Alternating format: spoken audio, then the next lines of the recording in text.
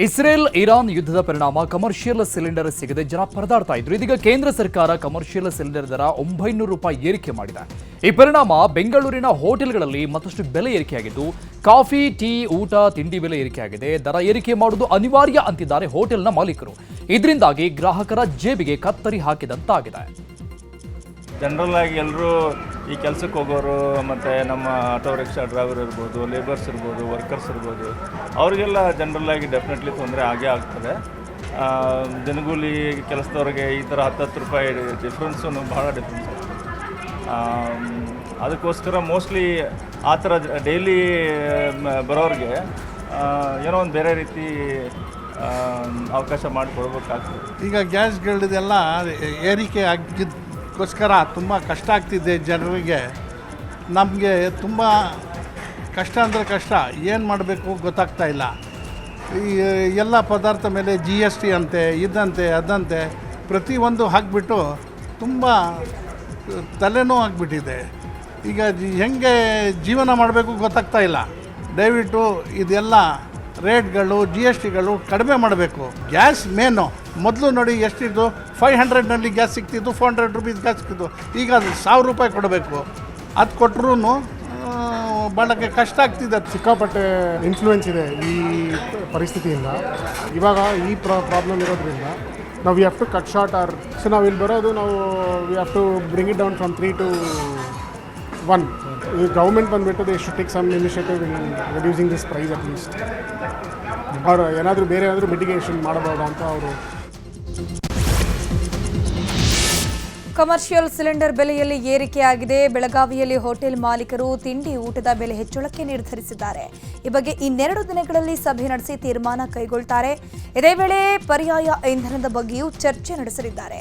ಪ್ರತಿ mega gas ಬೆಲೆ ಪ್ರತಿ ಕೆಜಿಗೆ 27 ರೂಪಾಯಿ ಏರಿಕೆಯಾಗಿದ್ದು, ಮೆಗಾ ಗ್ಯಾಸ್ ಈಗ ಕೆಜಿಗೆ 89ಕ್ಕೆ ಏರಿಕೆಯಾಗಿದೆ.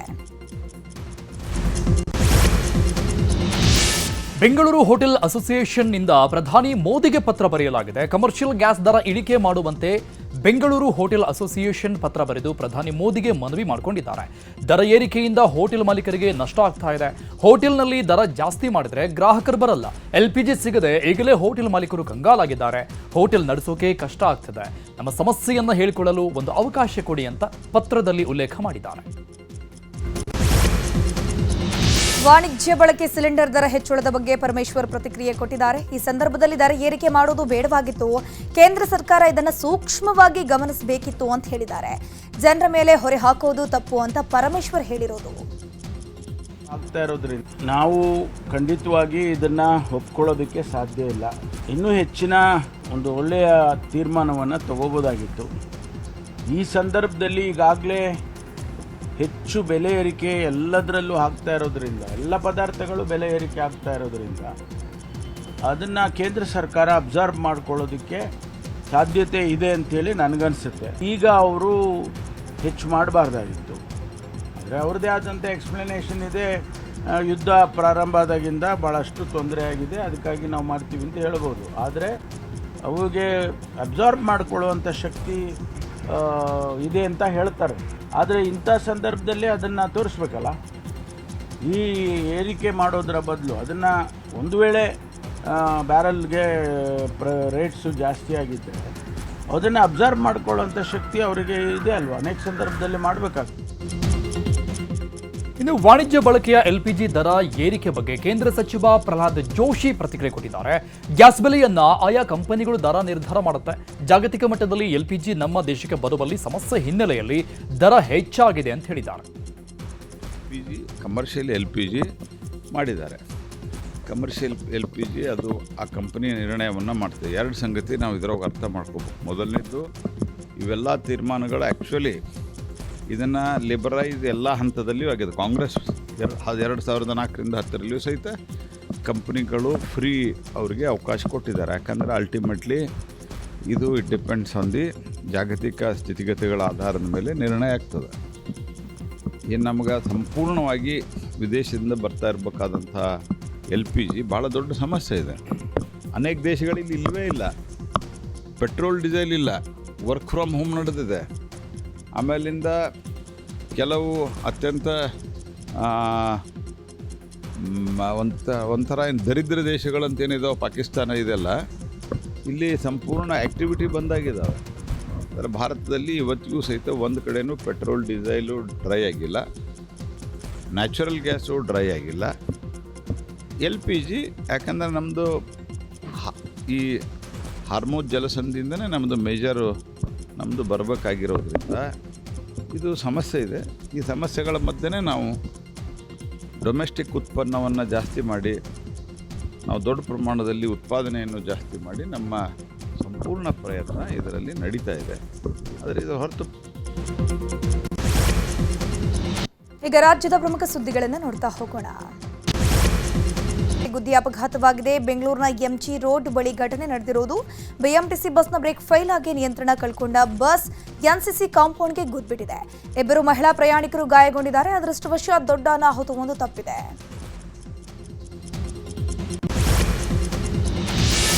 ರಾಜ್ಯದಲ್ಲಿ ಮತ್ತೆ ಸಾರಿಗೆ ನೌಕರರು ಪ್ರತಿಭಟನೆ ನಡೆಸೋಕೆ ಮುಂದಾಗಿದ್ದಾರೆ. ಬೇಡಿಕೆ ಈಡೇರದಿದ್ರೆ ಮೇ 20ರಿಂದ ರಸ್ತೆಗೆ ಸಾರಿಗೆ ಬಸ್ ಇಳಿಯಲ್ಲ ಅಂತ ಜ್ಯೋತಿ ಅನಂತ ಸುಬ್ಬರಾವ್ ಬೆಂಗಳೂರಲ್ಲಿ ಹೇಳಿದ್ದಾರೆ. ಇಂದಿನ ಸಭೆಯಲ್ಲಿ ಮುಷ್ಕರದ ಬಗ್ಗೆ ದೃಢ ನಿರ್ಧಾರ ಮಾಡಲಾಗಿದೆ. ಜನರಿಗೆ ತೊಂದರೆ ಆದರೆ ಅದಕ್ಕೆ ಸರ್ಕಾರ ಹೊಣೆ, ಆದರೆ ಸಾರಿಗೆ ನೌಕರರು ಹೊಣೆ ಅಲ್ಲ. ಮೇ 20ರಿಂದ ರಸ್ತೆಗೆ ಸಾರಿಗೆ ಬಸ್ ಇಳಿಯಲ್ಲ ಅಂತ ಬಸ್ ಮುಷ್ಕರದ ಬಗ್ಗೆ ಜ್ಯೋತಿ ಅನಂತ ಸುಬ್ಬರಾವ್ ಹೇಳಿದ್ದಾರೆ. ಏನಾಗಿ ಸರ್ಕಾರಕ್ಕೆ ಏನಾದರೂ ರಾಜ್ಯದ ಸಾರ್ವಜನಿಕರ ಮೇಲೆ ಒಂದು ಜವಾಬ್ದಾರಿ ಇದೆ ಅಂತಂದರೆ, ರಾಜ್ಯದ ಮೇಲೆ ಒಂದು ಜವಾಬ್ದಾರಿ ಇದೆ ಅಂತಂದರೆ ಅದು ತಕ್ಷಣವೇ ಮಾತುಕತೆಗೆ ಕರೆದು ಮತ್ತು ನಮ್ಮ ಬೇಡಿಕೆಗಳಿಗೆ ಮತ್ತು ಸಾರಿಗೆ ನೌಕರರ ಬಗ್ಗೆ ಒಂದು ಕಳಕಳಿ ಇಟ್ಕೊಂಡು ಈ ಬೇಡಿಕೆಗಳಿಗೆ ಸ್ಪಂದಿಸಿ ಸಮಸ್ಯೆಗಳನ್ನ ಇತ್ಯರ್ಥಪಡಿಸಬೇಕು. ಇಲ್ಲ ಅಂದರೆ ಮತ್ತೆ ಸಾರ್ವಜನಿಕರಿಗೆ ಏನಾದರೂ ತೊಂದರೆ ಆದರೆ ರಾಜ್ಯ ಸರ್ಕಾರವೇ ಹೊಣೆ ಆಗತ್ತೆ. ಅದನ್ನು ನೌಕರರ ಮೇಲೆ ಹೊರಿಸಬಾರ್ದು ಅಂತ ಈ ಸಂದರ್ಭದಲ್ಲಿ ನಾವು ಜಂಟಿ ಕ್ರಿಯಾ ಸಮಿತಿ ನಿಮ್ಮ ಮೂಲಕ. ಅನಾರೋಗ್ಯದಿಂದ ಬಳಲುತ್ತಿದ್ದ ಮಹಿಳಾ ಪೊಲೀಸ್ ಅಧಿಕಾರಿ ನಿಧನರಾಗಿದ್ದಾರೆ. 39 ವರ್ಷದ ಲಾವಣ್ಯ ಬೆಸ್ಕಾಂ ಎಸ್ಪಿಯಾಗಿ ಕಾರ್ಯನಿರ್ವಹಣೆ ಮಾಡ್ತಿದ್ರು. ಆದರೆ ಕೊಲೋನ್ ಕ್ಯಾನ್ಸರ್ನಿಂದ ಬಳಲ್ತಾ ಇದ್ರು.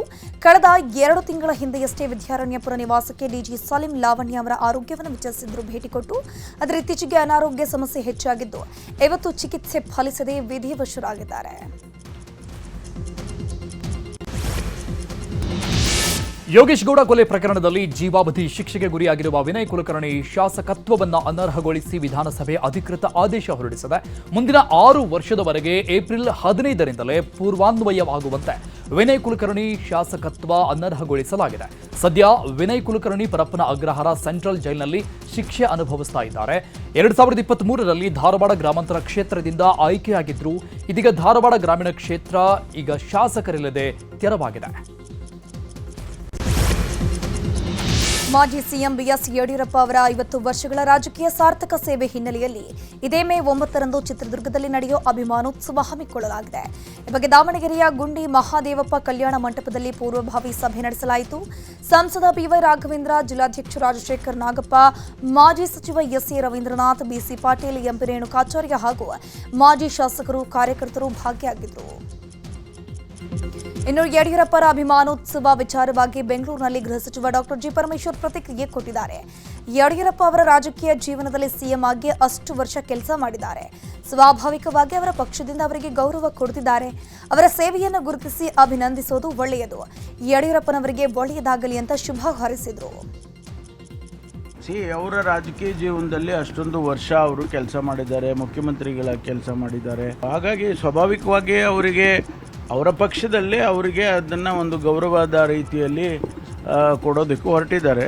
ವೈಯಕ್ತಿಕವಾಗಿ ಯಾವುದೇ ರಾಜಕಾರಣಿಗೆ ತಮ್ಮ ಇಳಿ ವಯಸ್ಸಿನಲ್ಲಿ ತಮ್ಮ ಅನುಭವದನ್ನು ಮತ್ತು ಅಷ್ಟೊಂದು ವರ್ಷದ ಸೇವೆಯನ್ನು ಗುರುತಿಸಿ ಆ ರೀತಿ ಮಾಡೋದು ನಿಜಕ್ಕೂ ಒಂದು ರೀತಿಯಲ್ಲಿ ಒಳ್ಳೇದಲ್ವಾ. ಯಡಿಯೂರಪ್ಪನವರಿಗೆ ಒಳ್ಳೇದಾಗಲಿ ಅಂತೀನಿ. ಒಳ್ಳೆಯ ಆರೋಗ್ಯ ಭಗವಂತ ಅವರಿಗೆ ಆರೋಗ್ಯ ಕೊಡಲಿ. ಅವರು ಈ ರಾಜ್ಯದಲ್ಲಿ ಅವ್ರದ್ದೇ ಆದಂಥ ರೀತಿಯಲ್ಲಿ ರಾಜಕಾರಣ ಮಾಡ್ಕೊಂಡು ಬಂದಿದ್ದಾರೆ. ಮೈಸೂರಿನ ಚಾಮುಂಡಿ ಬೆಟ್ಟದ ತಪ್ಪಲಲ್ಲಿರುವ ಸುತ್ತೂರು ಮಠಕ್ಕೆ ಬಿಜೆಪಿ ರಾಜ್ಯಾಧ್ಯಕ್ಷ ಬಿವೈ ವಿಜೇಂದ್ರ ಭೇಟಿ ಕೊಟ್ಟಿದ್ದಾರೆ. ಸುತ್ತೂರು ಶ್ರೀ ಶಿವರಾತ್ರಿ ದೇಶಿಕೇಂದ್ರ ಸ್ವಾಮೀಜಿ ಅವರ ಆಶೀರ್ವಾದ ಪಡೆದು ಕುಶಲೋಪರಿ ವಿಚಾರಿಸಿದರು. ಬಳಿಕ ವಿಜೇಂದ್ರ ಮಾತನಾಡಿ, ಮೇ 9ರಂದು ಚಿತ್ರದುರ್ಗದಲ್ಲಿ ನಡೀತಾ ಇರುವ ಯಡಿಯೂರಪ್ಪನವರ 50 ವರ್ಷದ ಅಭಿಮಾನೋತ್ಸವ ಕಾರ್ಯಕ್ರಮಕ್ಕೆ ಶ್ರೀಗಳಿಗೆ ಆಹ್ವಾನಿಸಿದ್ದೇವೆ. ಕಾರ್ಯಕ್ರಮಕ್ಕೆ ಬರೋಕೆ ಸ್ವಾಮೀಜಿ ಒಪ್ಪಿದ್ದಾರೆ. 9ರಂದು ಅಮಿತ್ ಶಾ ವೇದಿಕೆ ಕಾರ್ಯಕ್ರಮಕ್ಕೆ ಆಗಮಿಸುತ್ತಾರೆ. ಜೊತೆಗೆ ರೈತರು, ಮಹಿಳೆಯರು, ಸ್ವಾಮೀಜಿಗಳು ಎಲ್ಲರೂ ಸೇರಿ 10 ಲಕ್ಷ ಜನ ಸೇರುವ ಐತಿಹಾಸಿಕ ಕಾರ್ಯಕ್ರಮ ಇದಾಗಲಿದೆ. ಮಿನಿ ದಸರಾ ಮಾದರಿಯಲ್ಲಿ ಕಾರ್ಯಕ್ರಮ ಮಾಡ್ತೀವಿ ಅಂತ ವಿಜೇಂದ್ರ ಹೇಳಿದ್ದಾರೆ. ಇಂದು ಪರಮಪೂಜ್ಯ ಜಗದ್ಗುರುಗಳು ಶಿವರಾತ್ರೀಶ್ವರ ಮಹಾಸ್ವಾಮೀಜಿಗಳವರನ್ನ ಭೇಟಿ ಮಾಡಿ ಮೇ 9ನೇ ತಾರೀಕು ಚಿತ್ರದುರ್ಗದಲ್ಲಿ ಮಾಜಿ ಮುಖ್ಯಮಂತ್ರಿಗಳು ಸನ್ಮಾನ್ಯ BS ಯಡಿಯೂರಪ್ಪನವರ 50 ವರ್ಷಗಳ ಅಂದರೆ ರಾಜಕೀಯ ಪಯಣದ 50 ವರ್ಷಗಳ ಸಂಭ್ರಮಾಚರಣೆಯ ಈ ಶುಭ ಸಂದರ್ಭದಲ್ಲಿ ಪರಮಪೂಜ್ಯ ಸ್ವಾಮೀಜಿಗಳವ್ರನ್ನ ಭೇಟಿ ಮಾಡಿ ಆಹ್ವಾನ ಪತ್ರಿಕೆಯನ್ನು ನೀಡಿ ಅವ್ರನ್ನೂ ಕೂಡ ಬರುವಂತೆ ನಾವು ಆಹ್ವಾನ ನೀಡಿದ್ದೇವೆ. ಬಹಳ ಸಂತೋಷದಿಂದ. ಇದು ವಿಜೇಂದ್ರಗೆ ಬೂಸ್ಟ್ ಕಾರ್ಯಕ್ರಮನ ಎಂಬ ವಿಚಾರ ಬಗ್ಗೆ ವಿಜೇಂದ್ರ ಪ್ರತಿಕ್ರಿಯಿಸಿದ್ದು, ಚುನಾವಣೆ ಸಮೀಪ ಕಾರ್ಯಕ್ರಮ ಆಯೋಜನೆ ಮಾಡಿದರೆ ವಿಜೇಂದ್ರ ಅಥವಾ ಬಿಜೆಪಿಗೆ ಬೂಸ್ಟ್ ಆಗುವುದು. ಈಗ ಯಾವುದೇ ಚುನಾವಣೆ ಇಲ್ಲ. ಇದು ಯಡಿಯೂರಪ್ಪ ಅವರಿಗೆ ಕೃತಜ್ಞತೆ ಸಲ್ಲಿಸುವ ಕಾರ್ಯಕ್ರಮವಾಗಿದೆ. ಈ ರಾಜ್ಯದಲ್ಲಿ ಅನೇಕರು ಅದೃಷ್ಟದ ಸಿಎಂ ಆಗಿದ್ದಾರೆ. ಆದರೆ ಯಡಿಯೂರಪ್ಪ ಅದೃಷ್ಟದ ಸಿಎಂ ಅಲ್ಲ. ಜನರಿಂದ, ಜನರಿಗಾಗಿ, ಜನರಿಗೋಸ್ಕರ ಇದ್ದವರು. ಅದಕ್ಕಾಗಿ ಕಾರ್ಯಕ್ರಮ ಮಾಡ್ತಾ ಇದ್ದೇವೆ. ಗೋವಿಂದ ಕಾರಜೋಳ ಅವರ ಅಪೇಕ್ಷೆಯಂತೆ ಚಿತ್ರದುರ್ಗದಲ್ಲಿ ಮಾಡ್ತಾ ಇದ್ದೇವೆ ಅಂತ ವಿಜೇಂದ್ರ ಹೇಳಿದ್ದಾರೆ. ಚುನಾವಣೆ 6 ತಿಂಗಳಿದ್ದಾಗೆ ಈ ಕಾರ್ಯಕ್ರಮ ಆಯೋಜನೆ ಮಾಡಿದ್ದಿದ್ರೆ ಇದಕ್ಕೆ BJPಗೆ ಬೂಸ್ಟ್ ಆಗ್ತದೋ ಅಥವಾ ವಿಜೇಂದ್ರಗೆ ಬೂಸ್ಟ್ ಆಗ್ತದೋ ಈ ಪ್ರಶ್ನೆ ಕೇಳಿದ್ರೆ ಸರಿ ಇರ್ತಾ ಇತ್ತು. ಇವಾಗ ಯಾವುದೂ ಚುನಾವಣೆಗಳು ಇಲ್ಲ, ಬೇರೆ ಯಾವುದೂ ಕಾರ್ಯಕ್ರಮಗಳು ಕೂಡ ಇಲ್ಲ. ಆದರೆ ನಮ್ಮೆಲ್ಲರ ಹಿರಿಯರ ಒಂದು ಅಪೇಕ್ಷೆ ಇತ್ತು. ರಾಜ್ಯದಲ್ಲಿ ಅನೇಕ ಜನ ಮುಖ್ಯಮಂತ್ರಿಗಳು ಆಗಿ ಹೋಗಿದ್ದಾರೆ. ಬಹುತೇಕರು ಅದೃಷ್ಟದ ಮುಖ್ಯಮಂತ್ರಿಗಳು ಭಾಳಷ್ಟು ಜನ ಇದ್ದಾರೆ. ಆದರೆ ಸನ್ಮಾನ್ಯ ಯಡಿಯೂರಪ್ಪನವರು ಅದೃಷ್ಟದ ಮುಖ್ಯಮಂತ್ರಿಗಳಲ್ಲ. ಯಡಿಯೂರಪ್ಪನವರು ಅಂತ ಹೇಳಿದರೆ ಜನರಿಂದ, ಜನರಿಗಾಗಿ, ಜನರಿಗೋಸ್ಕರ ತಮ್ಮ ಜೀವನವನ್ನೇ ಮುಡುಪಾಗಿಟ್ಟಿದ್ದಂಥ ಒಬ್ಬ ಧೀಮಂತ ನಾಯಕ. ಅಂಥ ನಾಯಕನ ಮೇ 9ರಂದು ಚಿತ್ರದುರ್ಗದಲ್ಲಿ ಮಾಜಿ ಸಿಎಂ BS ಯಡಿಯೂರಪ್ಪ ಅವರ ಅಭಿಮಾನೋತ್ಸವ ನಡೆಯಲಿದೆ. ಈ ಸಂಬಂಧ ದಾವಣಗೆರೆಯಲ್ಲೇ ಮಾತನಾಡಿದ ಸಂಸದ BY ರಾಘವೇಂದ್ರ, ಈಗಾಗಲೇ ಪೂರ್ವಭಾವಿ ಸಭೆ ಮಾಡಿದ್ದೀವಿ. ದಾವಣಗೆರೆಯಿಂದಲೇ 1.5-2 ಲಕ್ಷ ಜನ ಬರ್ತಾರೆ. ಈ ಕಾರ್ಯಕ್ರಮ ಮೂಲಕ ಪಕ್ಷಕ್ಕೆ ಪ್ರೇರಣೆ ಆಗತ್ತೆ ಅಂತಂದ್ರು. ಇತ್ತ ಬೆಂಗಳೂರಿನಲ್ಲಿ ಮಾತನಾಡಿದ ಮಾಜಿ ಸಚಿವ B. ಶ್ರೀರಾಮುಲು, ಯಡಿಯೂರಪ್ಪ ಅಭಿಮಾನೋತ್ಸವಕ್ಕೆ 10 ಲಕ್ಷ ಜನ ಸೇರ್ತಾರೆ ಅಂತ ಹೇಳಿದ್ದಾರೆ. ಸುಮಾರಾಗಿ 10 ಲಕ್ಷ ಜನರು ಸೇರ್ತಾ ಇದ್ದಾರೆ. ಈ 10 ಲಕ್ಷ ಜನರು ಏನು ಸೇರ್ತಾ ಇದ್ದಾರೋ ಸಾಕಷ್ಟು ಮಂದಿ ಅಭಿಮಾನಿಗಳು. ಸುಮಾರಾಗಿ 50 ವರ್ಷಗಳ ಕಾಲ ನಿರಂತರವಾಗಿ ಅವರು ಸೇವೆ ಮಾಡ್ಕೊತ ಬಂದಂಥ ಒಬ್ಬ ದೊಡ್ಡ ನಾಯಕ. ಆ ನಾಯಕನಿಗೆ ಸನ್ಮಾನ ಮಾಡಿ ಆಪ್ ಪಕ್ಷ ತೊರೆದು ಇತ್ತೀಚೆಗಷ್ಟೇ ಬಿಜೆಪಿ ಸೇರಿದ್ದ ರಾಜ್ಯಸಭೆ ಸದಸ್ಯ ಸಂದೀಪ್ ಪಾಠಕ್ಗೆ ಬಂಧನ ಭೀತಿ ಎದುರಾಗಿದೆ. ಭ್ರಷ್ಟಾಚಾರ ಮತ್ತು ಮಹಿಳೆಯರ ಮೇಲಿನ ಕಿರುಕುಳ ಆರೋಪ ಪ್ರಕರಣದಲ್ಲಿ ಸಂದೀಪ್ ಪಾಠಕ್ ವಿರುದ್ಧ ಪಂಜಾಬ್ನಲ್ಲಿ 2 FIR ದಾಖಲಾಗಿದ್ದು, ಯಾವುದೇ ಕ್ಷಣದಲ್ಲಾದರೂ ಪೊಲೀಸರು ಬಂಧಿಸುವ ಸಾಧ್ಯತೆ ಇದೆ. ಪಶ್ಚಿಮ ಬಂಗಾಳದಲ್ಲಿ ಮರು ಮತದಾನದ ವೇಳೆ ಟಿಎಂಸಿ ಹಾಗೂ ಬಿಜೆಪಿ ಮಧ್ಯೆ ಜಟಾಪಟಿ ನಡೆದು ಹೋಗಿದೆ. ಭಾರೀ ಭದ್ರತೆ ನಡುವೆಯೂ ಕೂಡ ದಕ್ಷಿಣ 24 ಪರಗಣದಲ್ಲಿ ಬಿಜೆಪಿ ಮತ್ತು ಟಿಎಂಸಿ ಬೆಂಬಲಿಗರ ಮಧ್ಯೆ ಘರ್ಷಣೆ ಆಗಿದೆ. ಹಿಂದೂಗಳಿಗೆ ಮತದಾನಕ್ಕೆ ಅವಕಾಶ ನೀಡ್ತಿಲ್ಲ, ಟಿಎಂಸಿ ಭಯದ ವಾತಾವರಣ ನಿರ್ಮಾಣ ಮಾಡ್ತಿದೆ ಅಂತ ಬಿಜೆಪಿ ಕಾರ್ಯಕರ್ತರು ಆರೋಪಿಸಿ ಆಕ್ರೋಶ ವ್ಯಕ್ತಪಡಿಸಿದ್ದಾರೆ. ಕೇಂದ್ರ ಮೀಸಲು ಪಡೆ ಸಿಬ್ಬಂದಿ ಪರಿಸ್ಥಿತಿಯನ್ನು ನಿಯಂತ್ರಿಸಿದ್ದಾರೆ.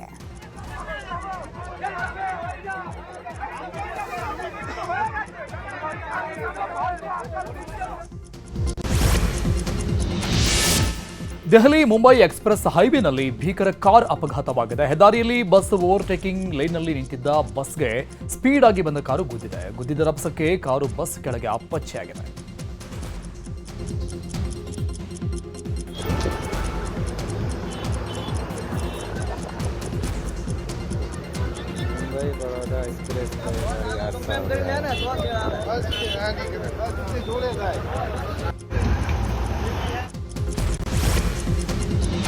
ತೆಲಂಗಾಣದ ಹೈದರಾಬಾದ್ನಲ್ಲಿ ಮತ್ತೊಂದು ಭೀಕರ ಅಪಘಾತ ಸಂಭವಿಸಿದೆ. ರಂಗಾರೆಡ್ಡಿ ಬಳಿಯ ತುಕ್ಕುಗುಡದಲ್ಲಿ ಕಾರಿನ ಟೈರ್ ಬ್ಲಾಸ್ಟ್ ಆಗಿ ಪಲ್ಟಿಯಾಗಿದೆ. ಕಾರಲ್ಲಿದ್ದ 4 ಗಾಯಗೊಂಡಿದ್ದಾರೆ. ಗಾಯಾಳುಗಳನ್ನು ಸ್ಥಳೀಯ ಆಸ್ಪತ್ರೆಗೆ ದಾಖಲಿಸಿ ಚಿಕಿತ್ಸೆ ನೀಡಲಾಗುತ್ತಿದ್ದು, ಓರ್ವನ ಸ್ಥಿತಿ ಚಿಂತಾಜನಕವಾಗಿದೆ.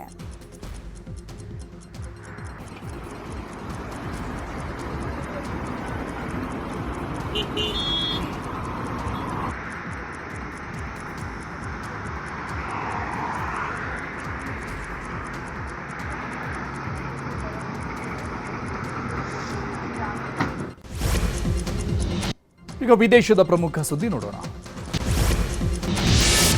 ಫಿಲಿಪೈನ್ಸ್ನ ಲುಜಾನ್ನ ಅಲ್ಬೆಯಲ್ಲಿ ಭಾರಿ ಜ್ವಾಲಾಮುಖಿ ಸಂಭವಿಸಿದೆ. ಜ್ವಾಲಾಮುಖಿಯಿಂದ ದಟ್ಟ ಹೊಗೆ ಆವರಿಸಿದ್ದು ಜನರಲ್ಲಿ ಆತಂಕ ಮನೆ ಮಾಡಿದೆ. ಸ್ಥಳೀಯರು ತಮ್ಮ ಮೊಬೈಲ್ನಲ್ಲಿ ಜ್ವಾಲಾಮುಖಿ ದಟ್ಟ ಹೊಗೆಯ ದೃಶ್ಯವನ್ನು ಸೆರೆ ಹಿಡಿದಿದ್ದಾರೆ.